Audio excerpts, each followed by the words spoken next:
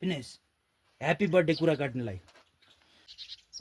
मच्छी जलैमा ओ मच्छी जलैमा ए झुम्रे किन यस्तो खुसियालीमा किन आउँदै हिँडेको हजुर? खुसियालीमा यत्रो ठुलो माछा लिएर आछु। खुसियाली गाउँमा कुरा काटेछन् मेरो।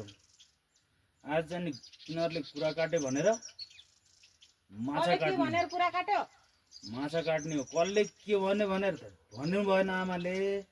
आमाले भन्नुभएको थियो कि ए यहाँ त तेरा छोरा बुहारीले सिमलामा भिडियो बनाएर नाटक गरेर हेन तेन गरे हन् यस्ता बैरागीहरू भनेर घरमा आमाथीमा आएर कुरा काटेछन्।